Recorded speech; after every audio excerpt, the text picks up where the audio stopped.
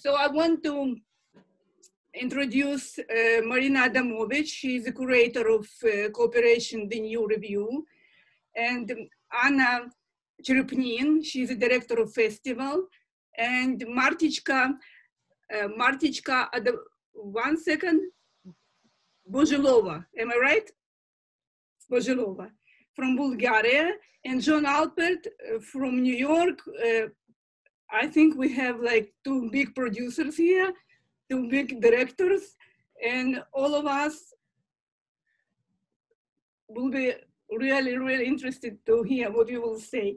First, Marina, I actually did it. I introduced people. If you can say few words more about our guest. Anna is a creative director of the festival. Maybe we will start from her short topic. Okay. How about you? Oh, all right. Yeah. Well, I've been honored to become the creative director of the festival it's my first year. But before that, I was joining the RUSDOCFILMFEST during many years as a filmmaker, and we had a number of other creative projects. Like, for example, last year we had a very successful virtual reality project, which was we had it in a DC TV studio, and it brought up a huge new audience to the festival, I believe. So yeah, so we are very thrilled that you're joining us, and our topic is related to COVID today, and I have to say that as the world adapts to COVID, we also have adapted and reimagined our platform to have online screenings in the festival. So in fact, as a benefit, we are now able to reach even a wider audience worldwide. During 12 years of the festival, there were 350 documentaries screened from the post-Soviet and independent countries and the Russian-speaking diaspora throughout the world. This year, we represent 14 documentaries from Bulgaria, Armenia, Kazakhstan, France, Spain, Israel, and Russia. And they were all screened through online platform to a great success.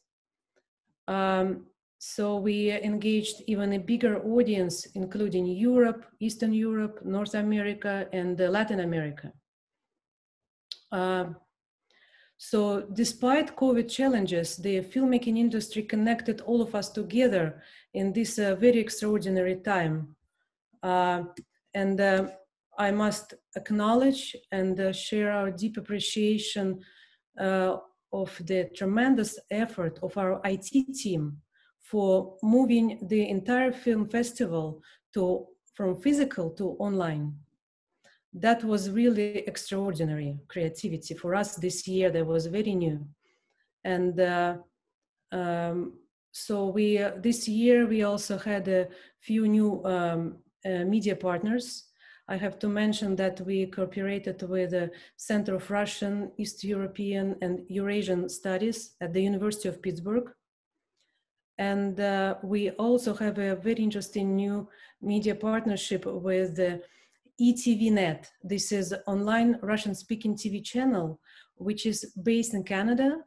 And as the pilot project, they will screen some of the festival documentaries on their own platform after the festival is over. So I think that would potentially wider and reach a larger audience, and it could really benefit all the participants to distribute their documentaries on the territory of North America. So we've been challenged by less in-person contact, but we are inspired that we all meet together anyways. Yeah, so in this very exceptional time, yeah. It's really, really impressive. And I have to say that the organizing committee with Marina and you and IT team did amazing job. It wasn't easy, let's say this. And we're waiting for Martichka. She promised to say a few words about the theme from the place far, far away, but so close to us now. Yeah, please. yeah. Hello from wonderful hot autumn evening here in Sofia. It's a little bit after 7 p.m. here. I'm really happy to take part at the festival and in this talk.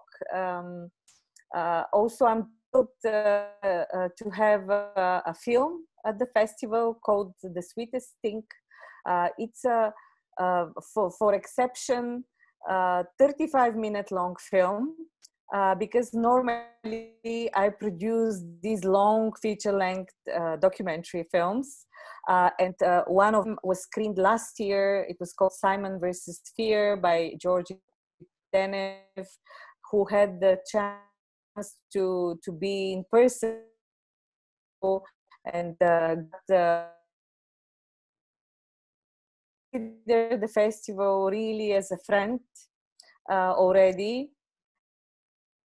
I really hope better times come, we can see each other. But actually, I consider a great chance that even now we are together somehow, and we are in the virtual world somewhere in a common place with sharing the same energy and the same positive feelings about documentary filmmaking. Well, I have to say that the last months I've been living literally in Zoom. And this caused such a tremendous change in my life as a filmmaker and as a person. And it turned out that time is so limited while you are using this kind of communication. And I turned to be, I've never been so busy, because you have to really restructure and redefine all your time frames. And more and more, I have the possibility to communicate with people from outside the ocean, like you guys. That means that sometimes I'm busy in the evenings, I cannot be with the family, or you know, when you construct your time in the COVID situation, it's really difficult to put everything together. So the stress is around. I cannot say that I'm enjoying it, but on the other hand, we have to take it as a possibility, for sure. What I'm doing as a professional during these 9 really strange, really different months that just passed, and more are to come. First, I was totally stressed out. My last film market, because I travel a lot. This is part of my profession. I go everywhere that I can with my films in order to pitch my new projects, to show the films at festivals, at pitching events. My last one was at Berlinale, the big film market. And after that, well, I came back with a lot of promises and a lot of meetings to follow up, and then everything was closed. So first it was big, stop. It was like frozen for a month or so. Then all of a sudden people started going online. These Zoom conferences, Zoom communication started coming up. So we had to very fast orient ourselves, make home office. We are 7 people in the company, and really try to figure out how to do what to do, because we were having films in production, films in development that we were hoping to film. We had scheduled filming in Frankfurt, for example, at the European Central Bank for one new documentary film that we are developing, and everything was stopped. Then at the summer, it became possible, especially for documentary filmmakers, that we are having like small crews to go for some shooting. So we restored some of the shootings. So we were among the lucky ones here to use this small window, like in August, September, and we succeeded to film and to shoot something. But of course, it was not enough. So what we started thinking as a team, and together with the creatives around us, like directors, talents, we started thinking that maybe we have to also redefine our presence in internet, because we noticed that after the lockdown, we have our older film collections on Vimeo, and we started receiving messages that we have sales like every day, not like before, you know, a few times per week or maybe a few times per month. So our YouTube channel started having more and more subscribers. Also, the experience with The Sweetest Thing, our short documentary, in its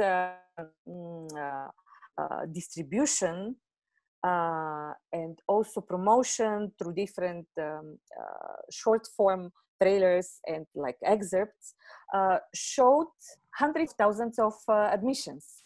So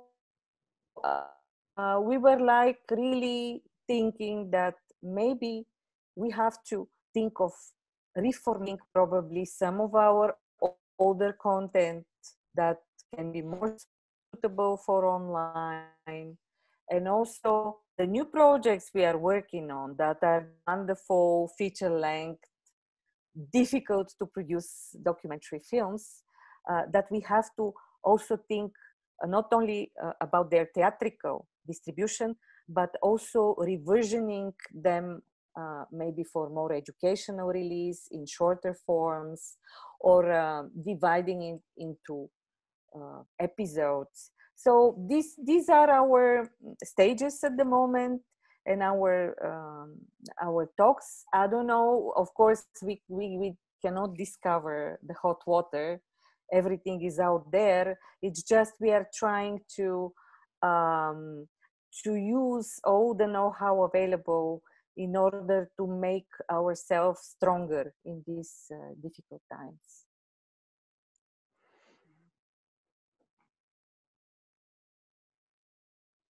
I unmute myself, and thank you, Martichka. I think it's very interesting today what you said, that kind of many producers maybe really change their approach. We have ITAMAR ROSE. Hi, thank you for coming. He's from Israel, and he is actually has this is evening in his country. He brought a new film this year, but we will speak about this a little later. I want John to tell us what you have to say about all this situation. And you are from New York, and we know it was one of the hardest cities for the COVID. I'm from Boston. You can't compare it.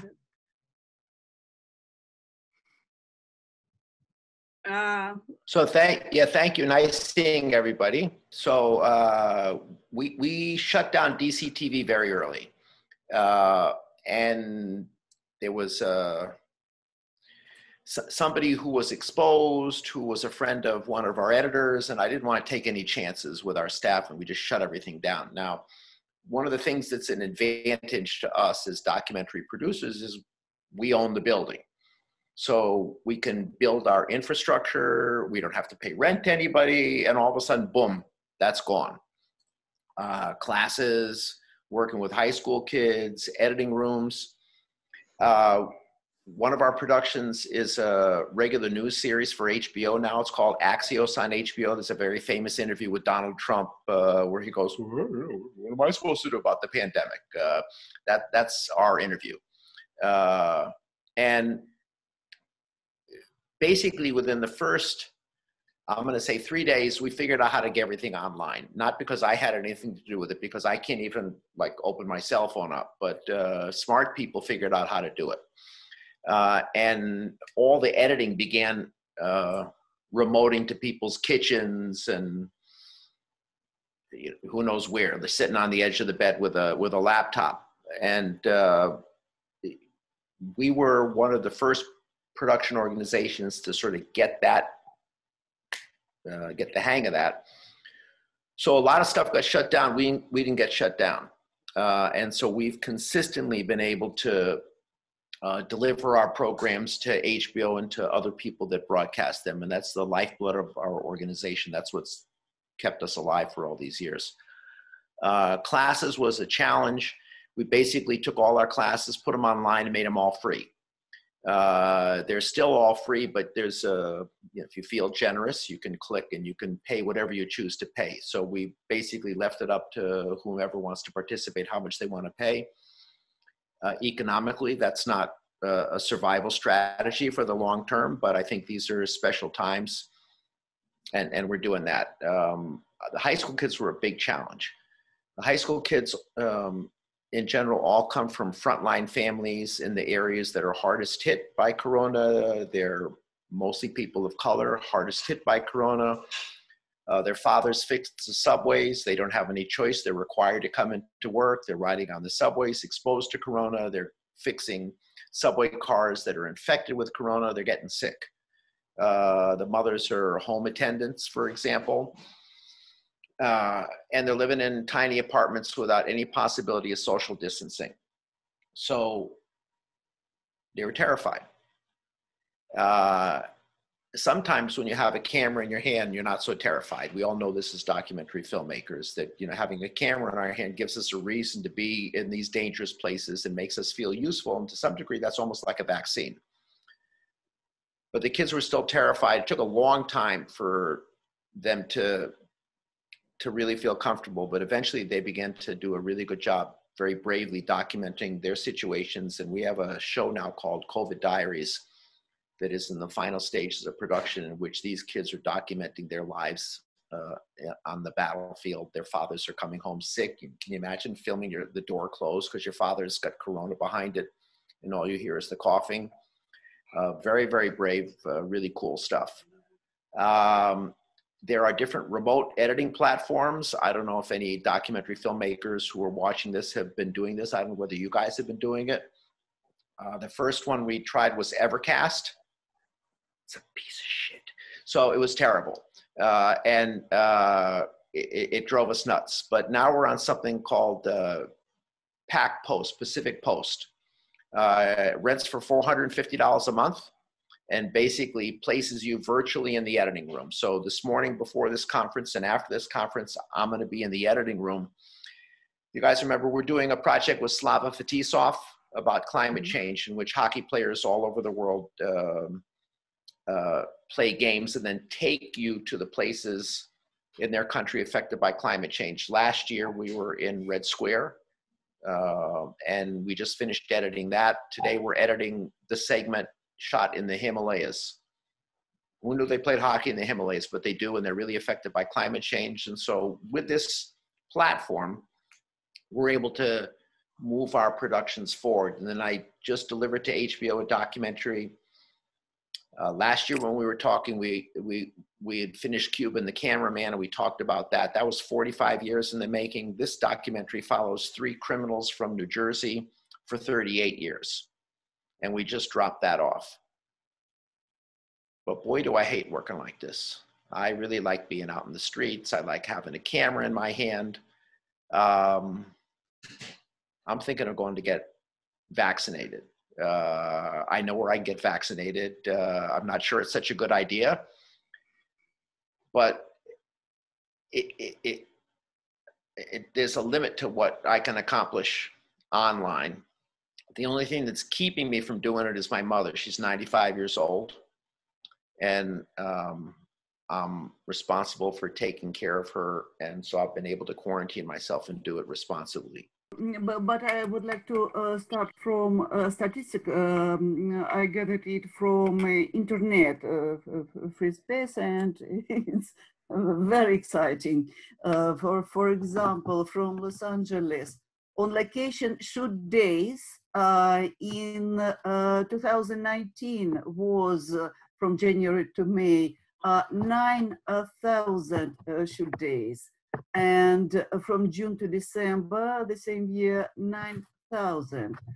But this year, the first to May, from January to May, in Los Angeles was 7,000 shoot days. It's good, but projected activities in 2020 for the fall is about, but not more than 2,000 shoot days. It's nothing. It means nothing.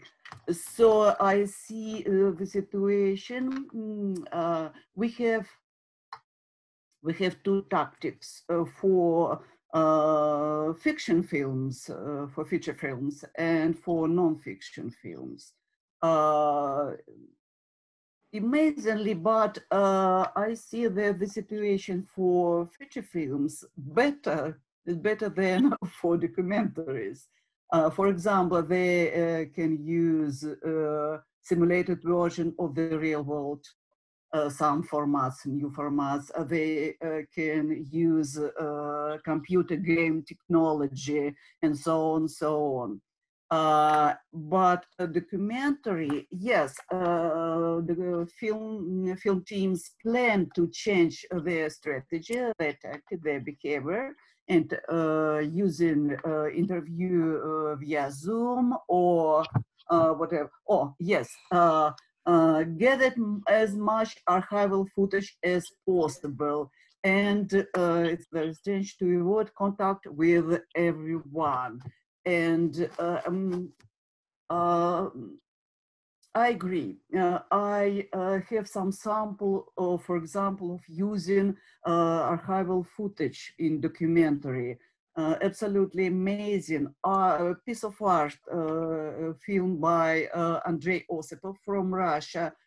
Two films actually, Ostfront, from our festival in 2018, and this year film festival presented his new work, Shaman, about Stalin. Andrei used only archival footage and create absolutely amazing documentary. I remember a film from Bulgaria, Georgi Tenev, his Simon, and he also used archival footage. But is this their universal way to survive for documentary? I'm not sure. And using computer game technology, animation, so-called docudrama, yes, but some samples from American Gold Archive, American Treasure documentaries. Vietnam, picking up the pieces of Vietnam Talking to the People, 1985 by Jon Alpert. 1 Year in a Life of Crime by Jon Alpert. Afghanistan, From Ground Zero to Ground by Jon Alpert. Latin Kings, a street gang story made by Jon Alpert. Guys, are you sure that you can reproduce this journalistic documentary as John made in the last century? John, hi.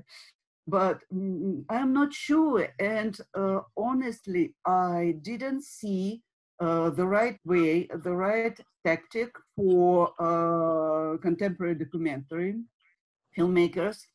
And I even see the right way for surviving for documentary film festivals. Of course, we use this resource of internet and online theaters and so on, so on. But I need the real faces of the real viewers. That is my personal problems. And this is the question for all of you, what to do, what could we do in this horrible situation? Question for everybody. Question for everyone. Somebody wants to answer? What to do? Wait for Johnny to send the vaccine to everybody, and then we can come back to. And No, go it's outside to shoot. but it's not like our field is not special. Like it's the problem of a lot of huge fields, you know, like high-tech people meets all the time. Everywhere, it's part of the culture to, like we have the film festivals, so they are going to meet each other everywhere in the world. So there is two options. One is that the vaccine will arrive and it will be okay. The other one is that we learn to live with it, and we'll have film festival. And if you are in like, it cannot stay like this forever. And I'm not sure we need really to find a solution that will like a virtual film festival, or to invest a lot of money, because it will never be the same, and I'm not sure it's worth the money and the research of finding it, because I'm not sure. It depends how much time it can take, but I don't know, what do you think about it? Like, well, I have to, I would like to add that, so because we had this digital platform this year for the festival, so we were able to reach even a larger audience, and that was worldwide. So this is the benefit actually of this online. We also had the statistics for our Facebook page, and we had like an enormous, large number of like 25,000, yes, Marina? 25,000 yes. clicks on our page on Facebook, which is extremely huge. And we also think of that, that was the benefit for this, all this online technology, yeah. And also I'm thinking that for post-production of films, that was also good timing maybe for filmmakers who had accumulated already a number of material to work on it and to edit and to bring up a new project. This is a creative time. So I'm just talking from the positive point of view. I want to add to you more that actually this switch to virtual festival, it didn't happen today for Corona. You did it, Marina, last year. Yeah, it was like a pilot project, yes. Because it helped to find the places you can't afford it sometimes. So, yes, it's true. We had a pilot project online theater during 2019, but this is absolutely modern format for world documentaries, but we did not plan to move the whole project online format. because festival means the real contacts with viewers, and of course I understand that we had to adopt these forms and new genres, but we miss something very important in our life. So actually, we now stop a very interesting project of virtuality, of documentary virtuality reality. We don't understand how to form it using online theater. And, it's a very complicated situation for us. I would like to ask Itamar. Itamar, this movie that you brought for this festival, actually, as I understand, you didn't know, you didn't have to go outside. Tell us a few words about this movie. That didn't go outside? What do you mean? Like you did from YouTube? No, it was mostly in the United States. It's half YouTube materials, but it's half meeting YouTube stars in the US, and some in Israel and some in Holland. But yes, I used a lot of YouTube materials, and you can do very good films only with YouTube materials. There is another Israeli film about a Holocaust trip to Poland that they took only, it's two guys that took only YouTube materials from students that went to Poland to see the camps, and edit the materials of the students from their cameras and from the and from YouTube, what they find in YouTube. So yes, it's a good solution for times that you don't need to, that you cannot meet people and film them, but it's a cheap solution in any time. Like a lot of the stuff that is happening now, like Johnny talked about, editing from distance with the programs, or doing a virtual festival. It's good ideas that nobody had the interest to push it forward. I have a question, John. What do you think about so-called social documentary, real journalistic documentary films? How this genre could survive in pandemic situation? It's not going to be easy. There's a little small industry of pandemic films, and you know, we're participating because we figured out how to get our students to do this remotely. So the way we've been doing it is, you film what you can. So they're filming their home, and every once in a while they go out to certain things that they need to do to film, but they send that to us. We look at it, we put it on a timeline, we put our comments in the timeline as like lower thirds, and then we send it back to them, and then we have one of these Zoom calls, and you know, why didn't you turn the radio off? Well, we've been telling you, the first thing you do when you go in the room is you shut the radio off. Why did you interview your father with the window behind him? You know, it's a backlight, and the smart, not all the kids got it immediately, but by the end of like a number of these sessions, they finally got it. But I want to prove to everybody that of all the panelists here, I'm the stupidest one. What's the dumbest thing that you could be spending millions of dollars building during this pandemic? So I think the dumbest thing is building a movie theater. So Marina, you know that at DCTV, last year we're beginning construction of our documentary All the Time Theater.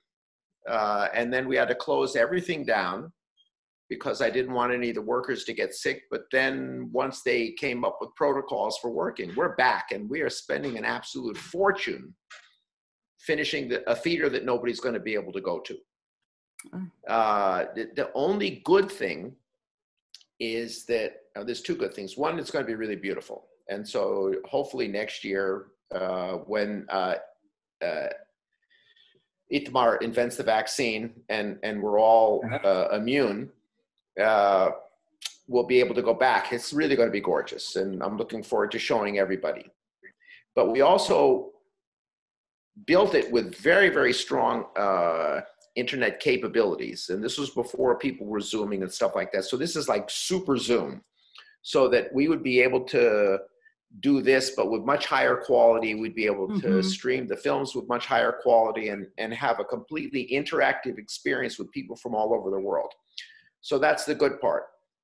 But in the meantime, we're basically pouring money into a hole and I can't see the bottom of it. So that's what we're doing right now. No, I think it's so pessimistic.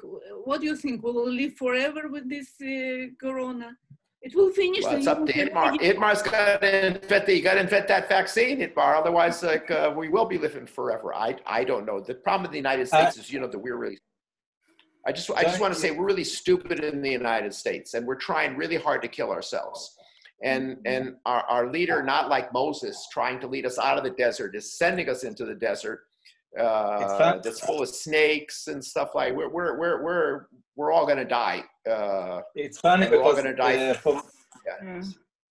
Go ahead. From here, I'm going to Jerusalem to a demonstration near the house of Netanyahu, because every Saturday now, like all the people from like my kind are going to Jerusalem to the house of Netanyahu. So. Like now, outside the house of Netanyahu, and so it's not Trump, but Netanyahu is giving a good fight in the way he's handling the corona in Israel, and it's terrible here. It's not such a bad situation with the people that are dying in this amount, but the political situation is the worst we had like in the last 50 years, and is using the corona in order to change the system. And Johnny talked about that he's doing like a series or a film about Corona Diaries, or about COVID Diaries, how you call it, COVID Diaries. So in Israel now, like, I'm competing with all the other documentaries. I'm shooting a film from the first days of the corona till now, and some, like another 50 people are doing the same. So it's an interesting situation. I already was in a TV show called Corona Diaries in Yes Doco, that they gave like 10 documentaries cameras to tell their stories about the corona. So I'm saying, you talked before about documentaries and non-documentaries. So maybe it's not easy now to shoot people, but now people are very interested in real life. So it's a good time for documentaries, because like nobody cares about stories that is not connected to corona. Maybe yes, but this is what I feel, that if it's not connected to the news, or it's not like we had the life before the corona and life after the corona. Like my film was 1 second before the corona, I feel it was like 20 years ago. And the audience is the same. Like, so I'm saying it's an interesting time for documentary, and a good question about films about corona, how these films will be artistically without any time from the moment it happened till you're doing the film. How will be the films and the TV series about corona without any perspective? and we will and without money. Yeah, but you know, for doco, you don't. Not all the time. You need a lot of money. Like I don't know, Johnny, which kind of cameras you gave to the children in your project, or it's their phones? So it's a combination. Some of the kids use their phones, but we have something. Sony makes a camera. I don't know what the number is. We call it the shaky cam, because the lens sits on a gyroscope. Sorry, and you can shake it and it smooths it out. And it costs, you can get it for $800. And so one of our teachers got on his bicycle with a sack full of these cameras and rode to the houses of the kids and left these cameras off. So that's what we used. Not bad. But then they need to use the cards to send it to. It's more complicated for them to handle, or it's okay. They're so much smarter than me. You know, like I'm at this stage right now when, like, let's say my telephone doesn't work and I don't know what to do. I just hand it to my grandchild. I can even hand it to the 4-year-old. The 4-year-old knows how to fix it. It's pretty scary. What do you think about the new iPhone? They say like the new iPhone has a very good camera for filmmakers. So it's interesting. I mean, I never waited online for a phone. I mean, they got all these lunatics who line up outside the Apple store for 3 days with tents and things like that so they can get it first. But I'm going to imagine that sometime in December, we'll be able to get that camera. And, you know, even this camera is so much better than the $100,000 cameras that we used to carry around, you know, that were size of refrigerators. So the technology is both good, and then again, it's scary because more and more, especially with the restrictions in the quarantine, people are living lives in smaller and smaller spaces and living lives virtually. At some point, they won't even know what it feels like to have the wind blow on your face. John, you are not optimistic. So scary.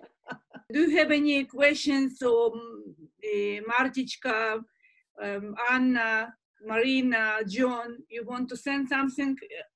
But please, something optimistic. I want to say very optimistic question to Martichka. Okay, Martichka, you're a famous producer, and what about distribution of all your documentaries from a lot of studios, Bulgarian film studios? How can you do it right now? What is mechanical of this process? Well, of course, everything is a mess in terms of festivals and what actually festivals are choosing nowadays, and what is the amount of films they are able to put out there as curators in these platforms, because festivals nowadays, they tend to be a platform, curatorial platforms for films, which is, you know, of course not, it doesn't meet all the meanings of a festival, unfortunately, because of course a festival means also the place and the community out there and the meetings between professionals. So it's very, very tricky. Actually, I was finishing several films, so I have to try to put it out there, or of course platforms now are getting stronger and stronger.